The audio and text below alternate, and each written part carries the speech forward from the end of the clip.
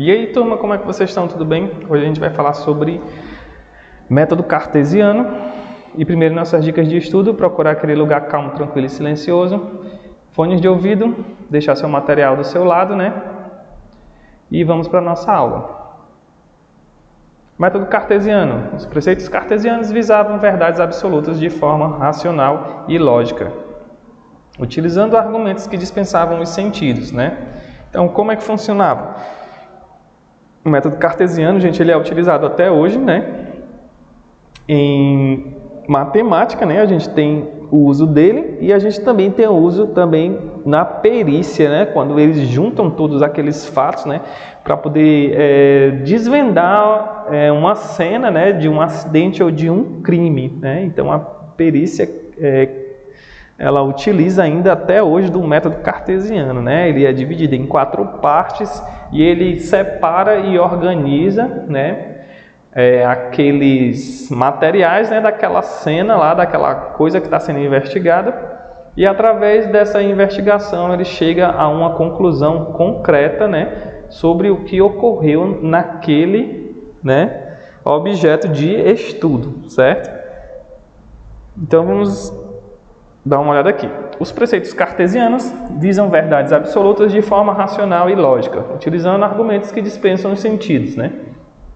Passa pela dedução até que se alcance verdade inquestionável dos fatos, né? Eles também se preocupam muito, gente, em não deixar nenhum detalhe passar, né? Porque se um detalhezinho passa, você vai ficar, né, com a conclusão incompleta sobre o que está sendo investigado, certo? Então ele diz assim, em busca de verdades irrefutáveis, né, o filósofo moderno René Descartes, em 1596 e 1950, estabeleceu um método cartesiano que consiste em 4 regras: evidência, análise, ordem e enumeração.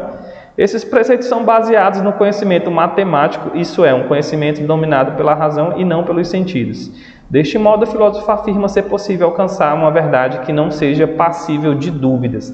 Por que ele diz assim, gente, né, que mesmo que passe pelos sentidos, né, aquela coisa ainda tem que ser duvidável, né? Digamos que um dia, né, o professor de filosofia entra na sala vestido de palhaço, né? Mas ele não assuma o papel do palhaço, apenas ele esteja com uma roupa de palhaço. Por onde o professor passar, né, ele vai ser visto com aquela roupa de palhaço e todos vão estar passando nos olhos da pessoa o quê? Um palhaço, né? Mas ele é um professor. Então, os nossos olhos veem, mas não é o que eles estão vendo, né? O que passou lá é um professor e não um palhaço. Então, o Descartes ele deixava bem claro de que mesmo que as coisas tenham passado pelos nossos sentidos, ainda não se prova, né, que essa coisa é real.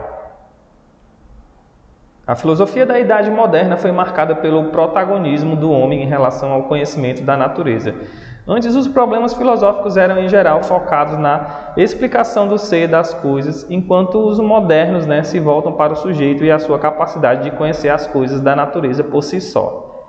Conhecido como o pai da filosofia moderna, Descartes procurou enfatizar a capacidade humana de construir o caminho do conhecimento por meio da sua própria razão. Por isso, é considerado um racionalista. O filósofo desenvolveu o seu método baseado nas peculiaridades da matemática, cujo caráter é inteiramente inteligível, baseado na ordem e na medida das coisas. Sendo assim, os preceitos cartesianos visam verdades absolutas, das quais não se deve haver dúvidas do valor. Para tal, utiliza-se argumentos que dispensam os sentidos, mas que se encandeiam de forma racional e lógica, de modo que se possa deduzir uma coisa da outra até que se alcance a verdade inquestionável desses fatos. E aqui a gente vai ter as 4 regras, né? E, como já mencionado, são 4 os preceitos que consistem no método cartesiano, sendo que todos os fundamentos do conhecimento essencialmente racional são eles, né? A evidência.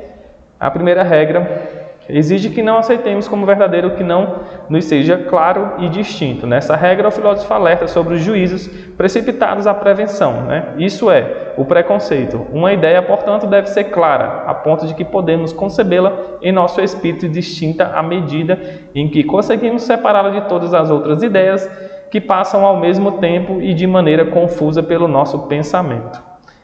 Aí, essa foi a primeira, que é a evidência. A gente vai ter a segunda, que é a análise. A segunda regra consiste em dividir cada uma das dificuldades que serão examinadas em tantas partes que sejam possíveis e necessárias para resolvê-las de melhor maneira, né? Então, na parte da análise, ele vai pegar todas as evidências, né, e vai separar elas e classificá-las para que se possa fazer um estudo de uma por uma, para depois só então se juntar todas, né, e dizer a definição daquele objeto de estudo. Segundo o filósofo, dividir o problema o torna mais fácil de ser enfrentado. A gente vai ter também a ordem e a enumeração, né? A ordem, agora que as dificuldades foram divididas, o próximo passo é ordená-las. E na enumeração ele diz assim: nessa etapa deve-se fazer enumerações completas e revisões gerais de modo que nada seja omitido, né? Que foi aquilo que eu expliquei para vocês, que se você deixar passar um detalhe, né, então aquela coisa pode não ser definida corretamente. Por fim, esses preceitos estão diretamente relacionados com a dúvida hiperbólica, que consiste em duvidar de tudo, né? Essa é a dúvida hiperbólica dele, ok? E a atividade que eu deixo para você é a seguinte: pesquisar e escrever em seu caderno como o método cartesiano é utilizado em investigações, né, criminais e nas equações matemáticas, ok? Lembrando que se você ainda não é inscrito, né, se inscreva no nosso canal para estar recebendo as notificações dos nossos vídeos. Peço que deixe um like nesse vídeo, compartilhe ele com seus colegas, né, caso alguém queira saber como se dá o método cartesiano. Siga a gente nas nossas redes sociais, os seus conteúdos estão disponíveis na escolapequenospassos.com.br. Eu vou ficando por aqui, a gente se vê no próximo vídeo. Um grande abraço, valeu!